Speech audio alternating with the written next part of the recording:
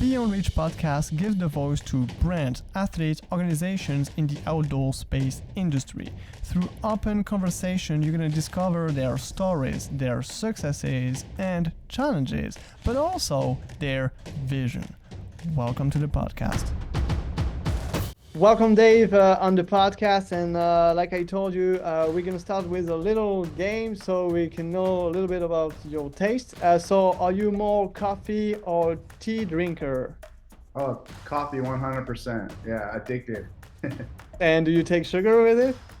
I sometimes not. I usually just do a little creamer, and that's got enough sugar in that one, so I let that roll. But I have been doing like the whole mushroom, mix, trying to get all, brain foggy out of there and energy and all that stuff. So yeah, coffee's important. I feel like it's a good platform to get multiple things in my body in the morning through coffee.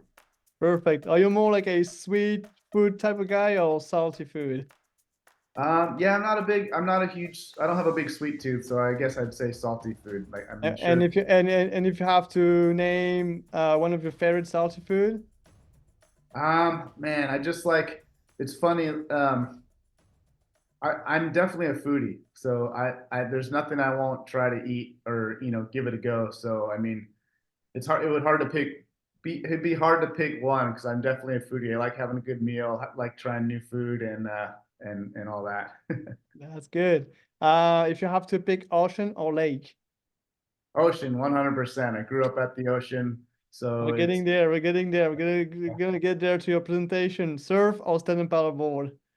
um surfing. Surfing's my roots, but surfing and paddling are my two favorite sports. So if I can combine them in one, even better.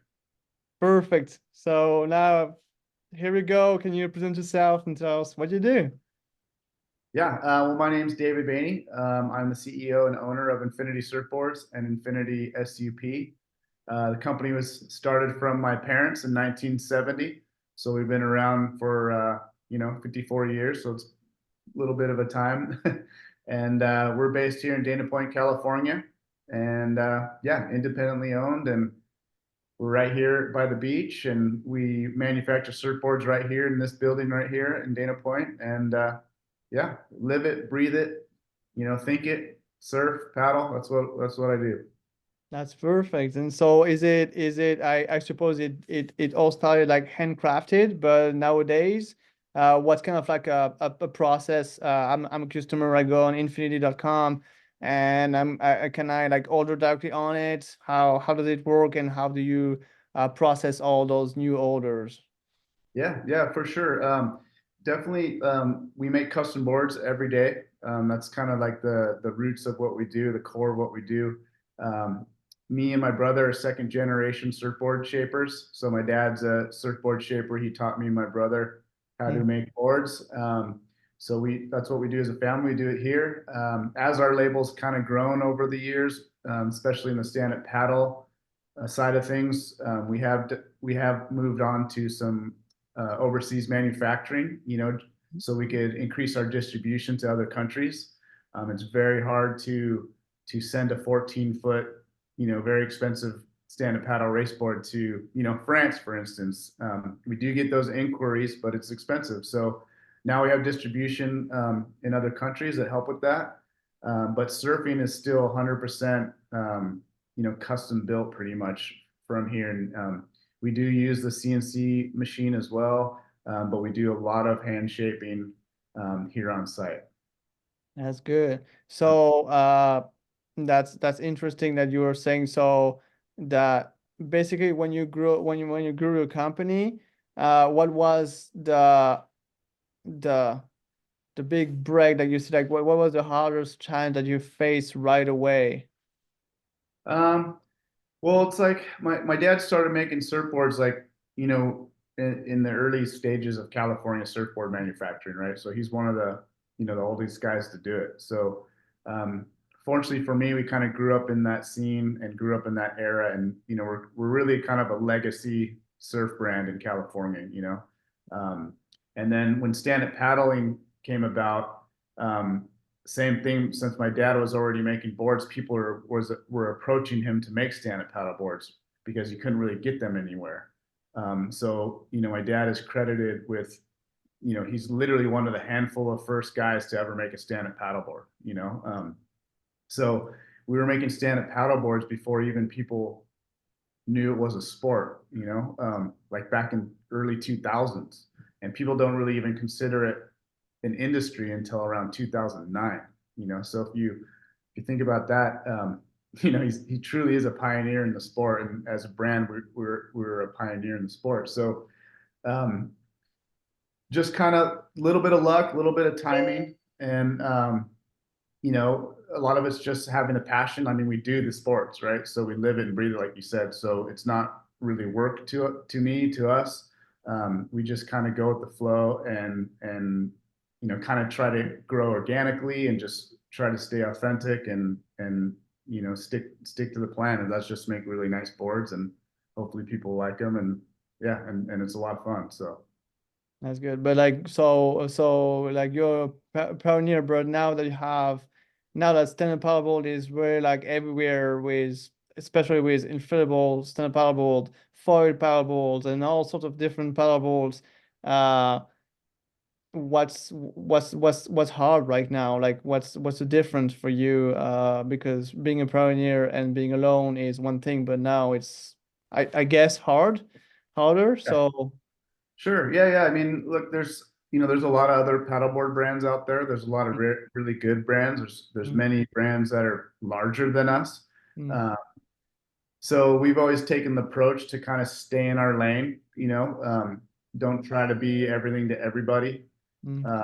Kind of stick to what we do well, and just and that's worked out good for us. You know what I mean? And I've never really tried to grow super fast or try to take over the world or anything. Like we've been growing authentically, right? And I feel like we're doing it the right way. I feel like aesthetically as a brand, we're pretty good with that kind of stuff. And with our designs speak for themselves as well. We've had multiple world champions on our boards and our designs and in many disciplines of paddling. So, Yeah. uh, yeah, the challenge is just, I would say just keeping your brand out there and relevant, Mm.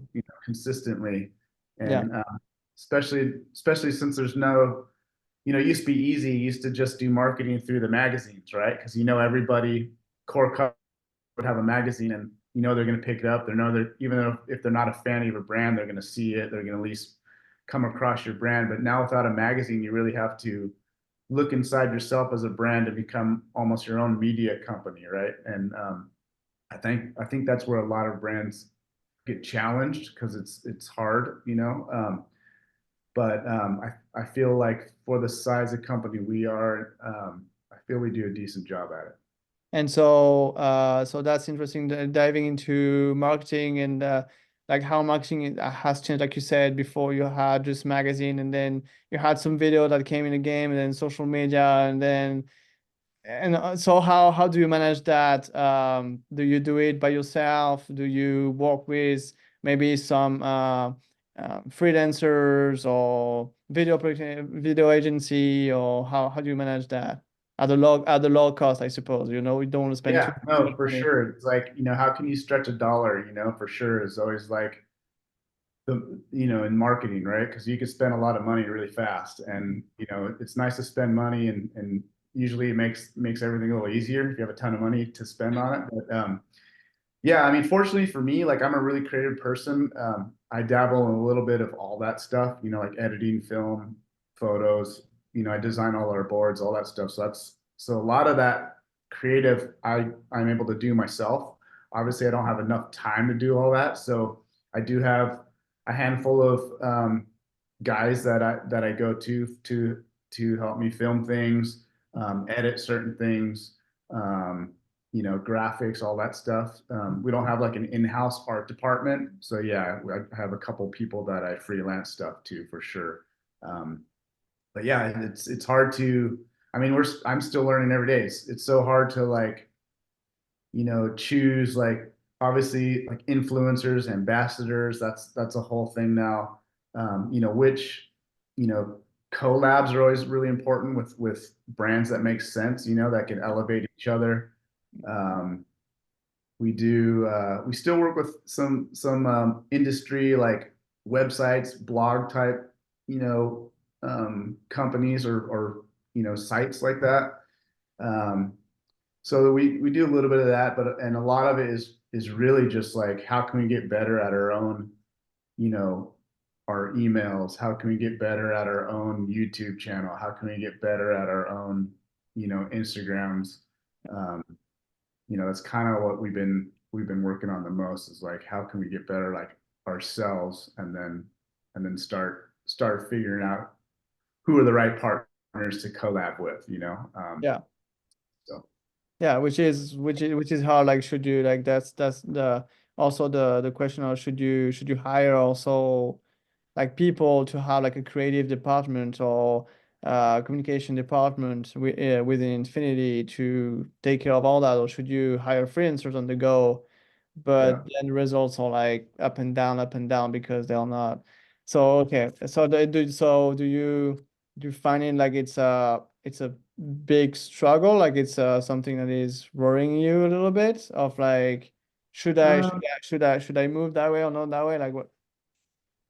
yeah, I mean, do I worry about it? I don't know if that's the right word. I mean, I mean, as your business grows and Mm, you know, the idea is to sell things, right?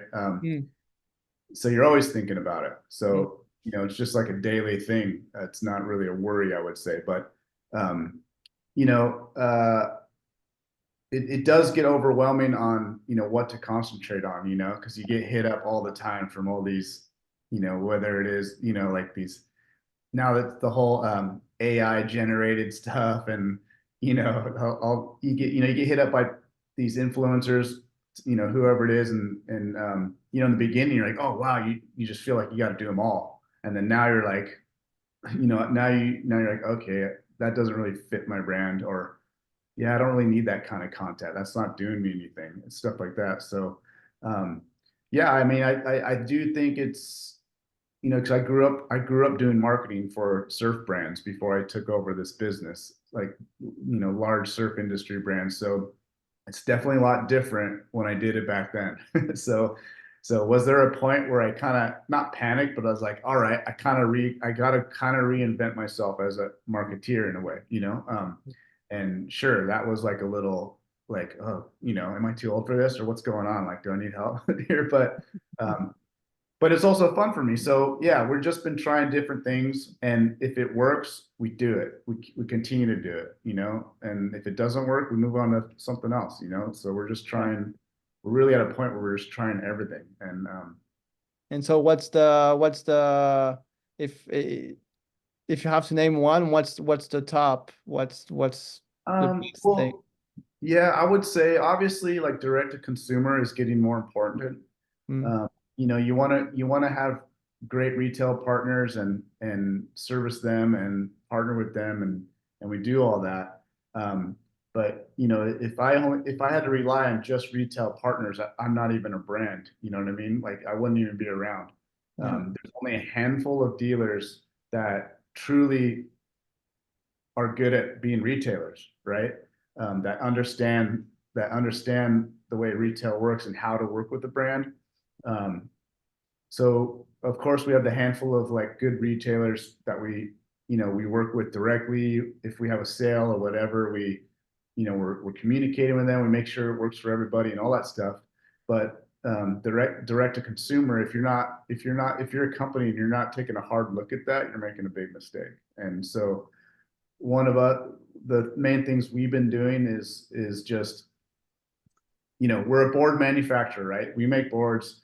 We're not like a, I would say our weak point is being the full selling guys, right? So um, I'm just trying to act like, you know, you have your favorite brands that you know, you sign up for their email list and you get their emails every week and you don't care because they're one of your favorite brands, right? But every once in a while I'll be like, man, they're sending me an email every freaking day. I don't know about that. But, you know, I'm getting the email, I'm getting the text, I'm getting if I go on their website, you know, they get the little follow email. Hey, bro, I saw you checking this out, you know?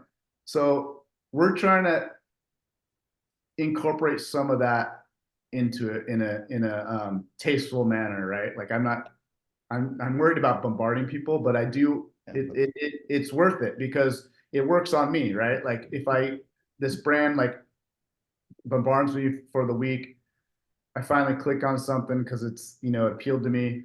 Mm. And then you just kind of sniff around. Then they send you a text, hey, if you want to buy it, here's 15 off. And to be honest, I usually buy it. Like, wow, okay, cool. So, just stuff like that. Like, Yeah. and then, every post and reach out to our community.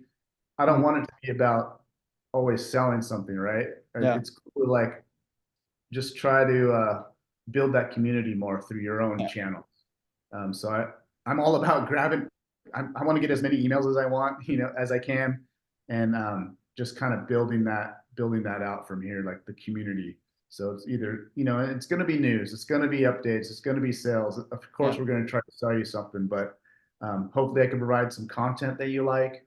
Mm. Uh, and it's worth clicking on my emails. I think a brand like Yeti does that really well. Like I'll go to Yeti, their website, Yeah. simply to watch a new edit they did with somebody that, Funny. It's funny that you bring Yeti because my wife is a copywriter and she does write for Yeti. So maybe yeah, you cool. you're right. You did read She's my wife. crushing it. She's crushing it.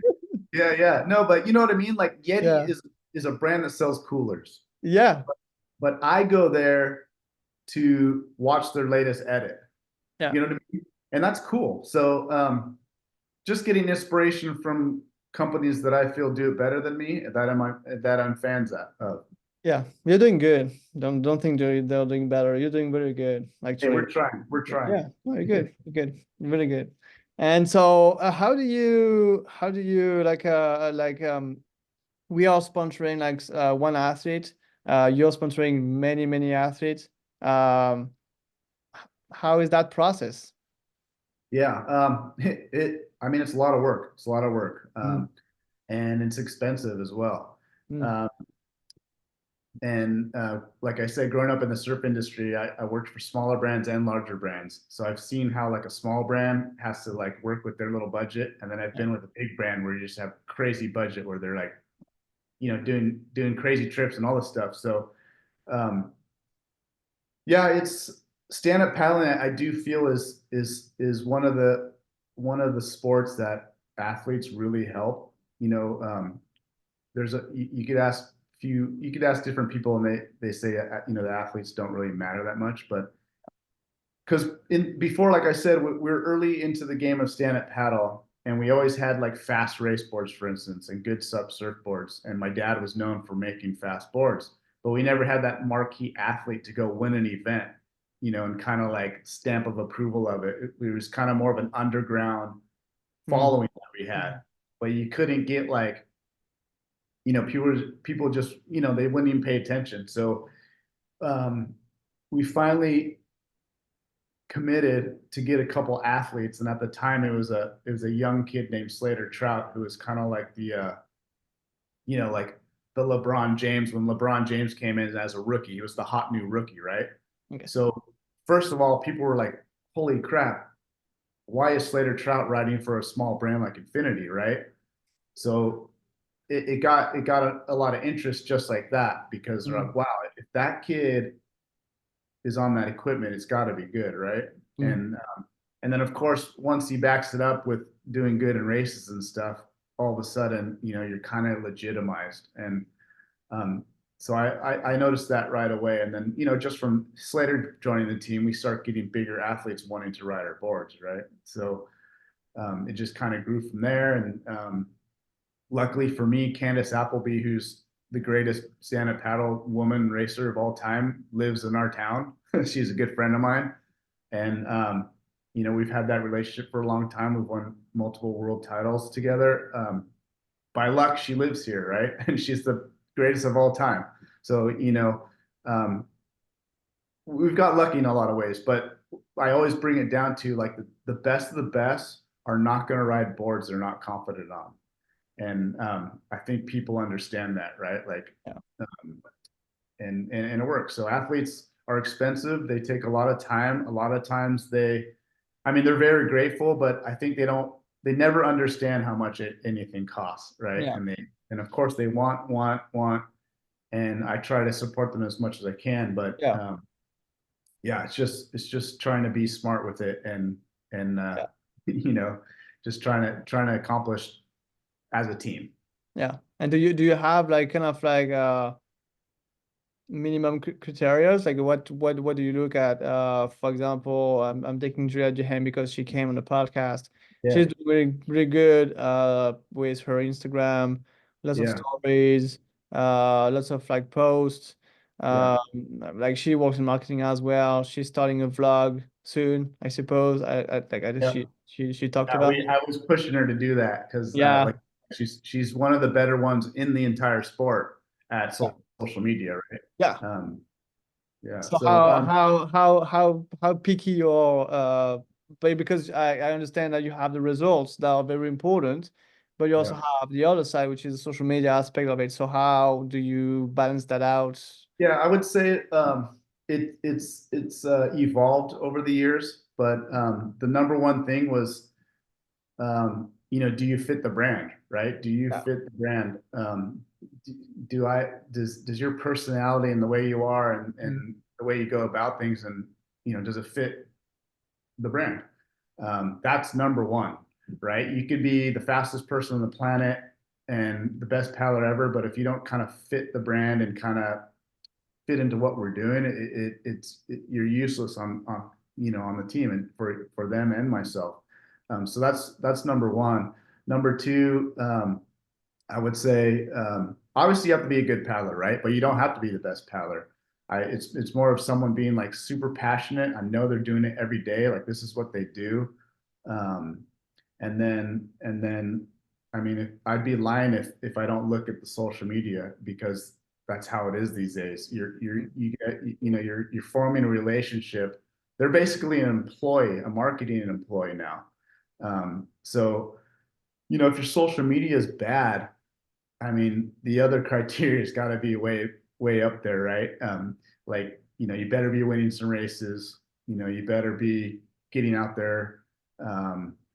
And have some and fit the brand. But the social media thing's big for sure because a lot of these guys just they're one track minded. They just train all day and they go paddle and they come home. And I guess in the grand scheme of things, if you win the world title or something doing that, I guess that could work. But for longevity of being an athlete and making money, like what a lot of these guys want to do, they have to understand that part is huge. And you got to spend a little money, like buy a gimbal, maybe pay your friend to, maybe your friend's on a couple $100 a month retainer to film you anytime you want. You know what I mean? Like these are things you have to do if you want to be a pro athlete these years. So, Yeah.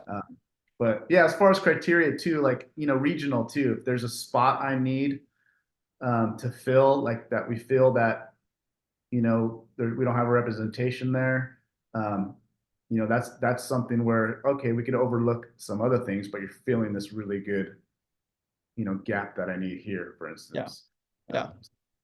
Yeah, it has a So, lot to do with that. in fact, the results in competition is something that is nowadays almost something that you see not last, but it's not like if someone comes and say, well, I'm ranked, I don't know if it's a good result, but let's say you're top 20 in the world, top 30, top whatever, but you like great engagement on social media. That's probably very interesting for you because it's going to convert into more customers.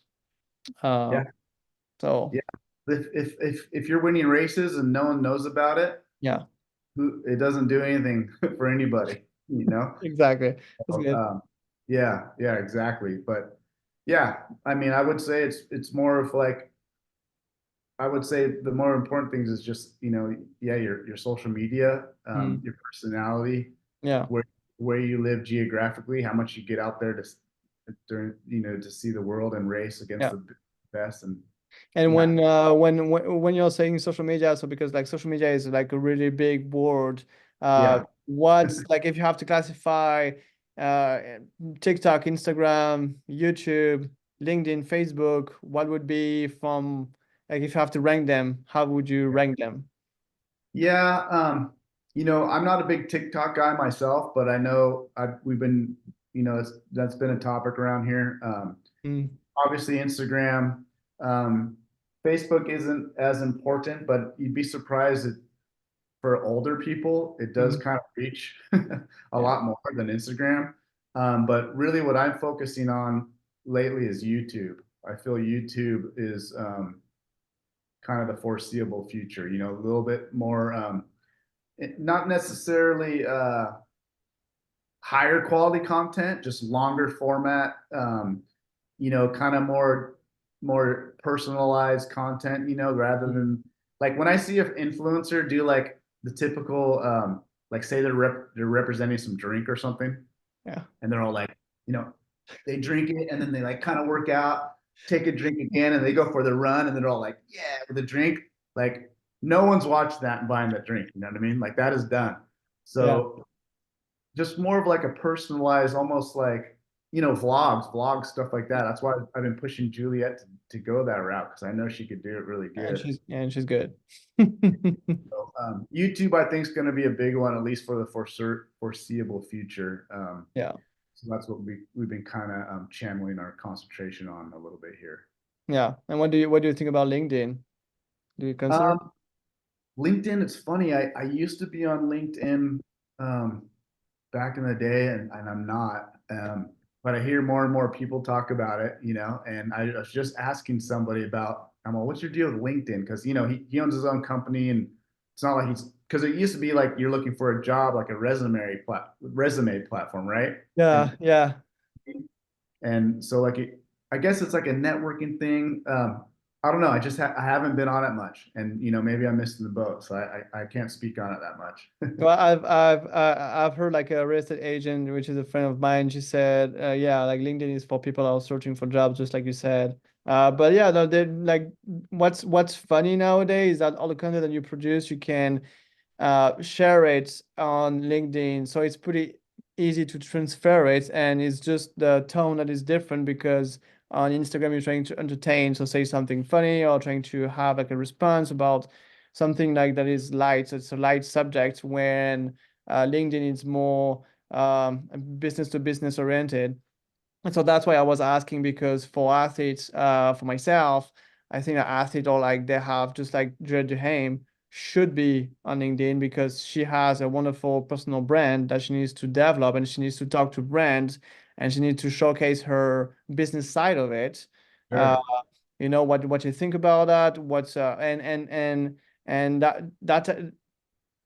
there's a discussion like that. I did a post recently. It was the responsibility of businesses to give back to the community and to be with the community and help them to generate jobs or to create events to help the community or to help cleaning the beach or whatever. But that type of responsibility, and this is where it fits into LinkedIn, where and that type of subject you can't really put it anywhere else because on Instagram, yes, you can have some rich, but they are not here for that. TikTok the same, Facebook maybe a little bit, YouTube yes, because you can showcase that. But then LinkedIn is like showing to other brands and showing also to possibly future employees Right. what are your values. So this is kind of like what you could miss, but because you have the content, it's pretty easy to manage. Plus, LinkedIn, what's really, really good is that you can schedule your posts. So let's say right now, after that podcast, you block one day and you do a bunch of different posts. You can schedule like a month and a half, 2 months, 3 months of content, and then you don't have to worry about it. I personally have like a month and a half, a month and a half ahead. So I don't have to worry about it. But yeah, that's kind of like the thing that you could miss, but really easy to figure it in the end. Yeah. No, it's funny. We've been talking about it because it came up the other day, and Yeah. I started asking him, "Oh, dude, I haven't been on LinkedIn in years. Like, Why are you so psyched on it?" And Yeah. kind of gave me the same explanation. It's just kind of more of a filtered out view of the things you really want to see without all the Yeah, hoopla of, exactly. Yeah, That's yeah, and for an athlete on an athlete perspective, I think it's really interesting because you can get really deep into that relationship with a brand because you have this level of this ton of the discussion that you don't have anywhere else, right. whenever you're trying to search for sponsors. So, Yep. um, yeah, I think that's pretty much it. I don't know exactly. Like we did a big tour of like what would be maybe like the biggest success that you had in the last 6 months. I know Ham did really good at the Worlds, being second at the speeds. But if you have to pick another one, what would be the big success for Infinity? Yeah. I would say we had a couple people like Candace Appleby won the gold medal at the Pan American Games. So that was a big race for her. And Itzel Delgado from Peru took silver medal in the men's. So we, had multiple podiums at the Pan Am Games, which is, it's one of the events that are kind of leading into the Olympics, the possibility of having stand-up paddling in the Olympics. So it's nice to have our athletes at the forefront of that movement. Um, yeah, and Juliet Duhaime, she actually ended up winning the world title for the APP World Tour. They just announced that they were supposed to have a final event, but unfortunately they were unable to go ahead with that. So she ended up the ratings leader. So she'll be crowned the world champion. So yeah, so we got another world champion in the mix last year, which is great. And yeah, so things are moving along. New products are showing up here in about another month.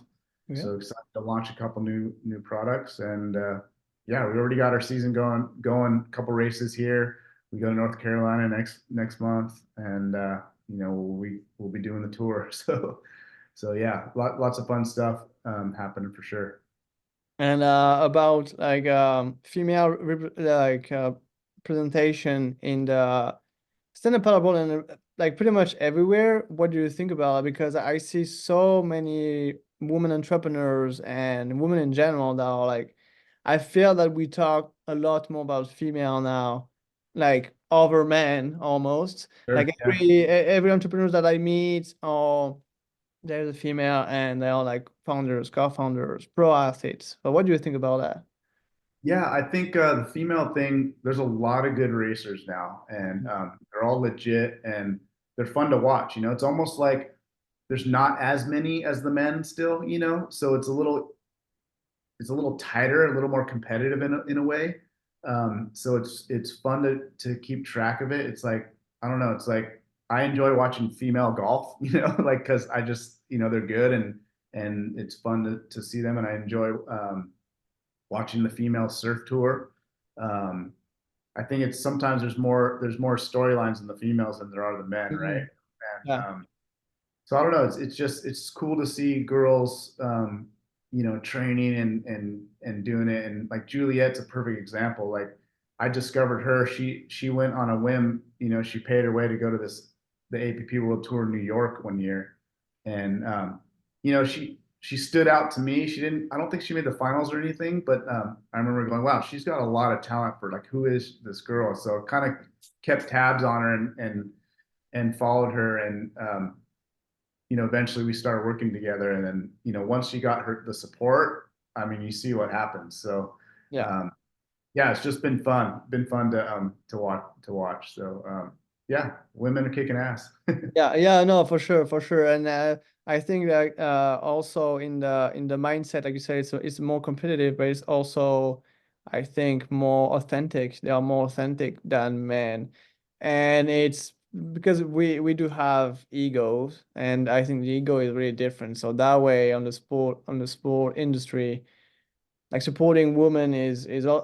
I feel I prefer working with women than men.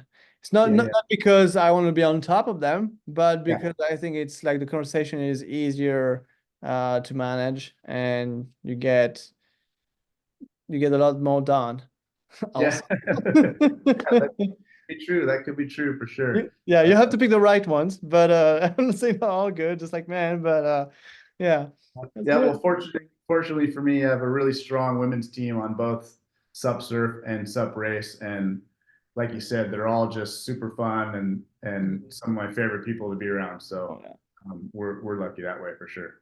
And maybe a final word on the Olympics. What do you think? Would it be in the Olympics? If yes, what format? Are you pumped about it? Yeah, I mean, as an industry, someone who's, has a brand, I would love to see it happen. I think it would help a lot for sure, the industry and the growth of the sport and the interest in it, of course.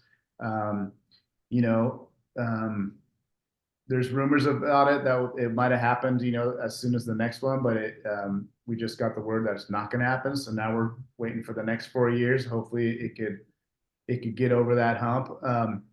But when you think of the Olympics, you know, I would love to see like a surf race format, just because for the entertainment level. But there's so many opinions because surf race, it's not fair to someone who grew up by the lake, right? It's really hard. You need very specific skills. Yeah. Yeah. But I could see the 200-meter sprint, Mm. probably that would probably be the one to make it if they were going to choose because it's already a thing in the Olympics. It's just a different craft, Yeah. because they do the sprint canoes. So, Mm. okay, you use the same course, do the sprint on the sprint race boards. So that would probably be cool. And I do like that. I do like that format. It's fun to watch. But I think a surf technical race would be like the ultimate in and out of the surf. Yeah. Um, would be amazing. But yeah, so we'll see. I think it will happen. There's enough people doing it, a lot of enough attention on it. ISA and the ICF have been doing a good job, kind Mm. of campaigning for it. So I think it'll happen. Yeah. Perfect. Well, do you have maybe something to say, something to add for us, for the audience? Yeah. Hey, thanks for tuning in. Thanks for the support. Uh, yeah, just try to get out in the water, stay in the water, stay healthy, and catch waves, paddle hard, and yeah, we'll see you at the next one. Next event, come say hi, and got to get up to Canada soon too. I haven't been up there in a couple of years, so hopefully we could connect up there. Oh, we could. We have Great Lakes to enjoy, and we do have some waves. Like when you have the swell and you have like lots of like winds, you can have some swell. We like Yeah, in Kincardine. I think Kincardine, which is an hour away from where we are right here, I think is the best spot in the Great Lakes. So yeah, yeah. It's funny. So I've been to Canada a handful of times, but I've never been to the coast. yeah. Uh, but I did go to Edmonton, and I did an event in the Edmonton wave pool in the mall.